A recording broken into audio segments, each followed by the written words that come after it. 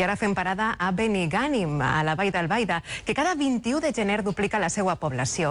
Celebren el gran dia de la Beata Agnès i de tots els pobles veïns arriben per a retre-li homenatge. La història s'entén millor quan ho coneix els miracles que li atribueixen. Per Benigànim és un dia grandíssim. La prova la tenim en esta plaça, on avui de matí no hi ha cadires per a tots. A la Beata, filla de Benigànim, se li atribueix una llista de miracles més que considerable. Es va esbarar d'això i el xiquet va caure baix la roda.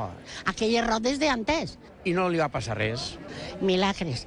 N'hi ha un taronger que el va plantar la Beata. Diu que el va plantar cara per a baix. I entonces, quan va eixir cara amunt.